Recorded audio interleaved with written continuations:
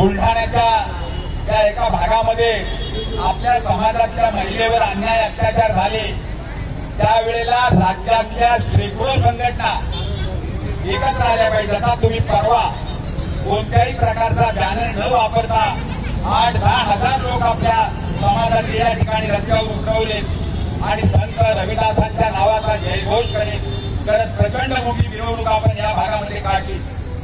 त्या ठिकाणी कोणत्याही संघटनेचा बॅनर नव्हता, फक्त रविदासांच्या नावानं आपण सगळेजण रस्त्यावर उतरलो होतो।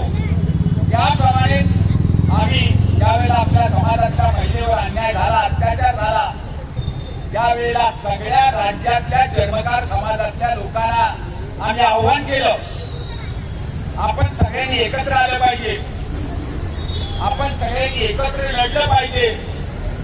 भले आपल्या वेगवेगळ्या संघटना आहेत, कोणाची राज्याच्या स्तरावरची संघटना आहे, कोणाची जिल्ह्याच्या स्तरावरची संघटना आहे, कोण आपल्या गावापुरतं काम करतो, कोण आपल्या विभागापुरतं काम करतो, परंतु अन्याय अत्याचार झाल्यानंतर आपण प्रचंड संख्येनं एकत्र आलं पाहिजे, ताकद लावण्याचा प्रयत्न करायला पाहिजे। जेवढ्या मोठ्या प्रमाणात आपण रस्त्यावर उतरू तेवढ्या प्रमाणात आपल्या समाजाचा खऱ्या अर्थाने दबदबा निर्माण झाल्याशिवाय राहणार नाही। दुर्दैवाने अशोकजी, आपण या भागामध्ये जे वर्तमानपत्र चालवत होतात, तुम्ही मगाशी आल्या आल्या अत्यंत दुःखद घटना सांगितली की तो पेपर बंद पडला।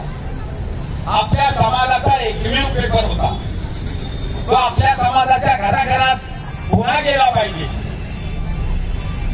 या लिखाणाचा एक वेगळ्या प्रकारचा दर्जा असायला पाहिजे आणि आपल्या समाजाच्या वेदना, व्यथा, आनंदाच्या गोष्टी या आपल्या वर्तमानपत्राच्या माध्यमातून आपल्या लोकांपर्यंत पोहोचत होत्या।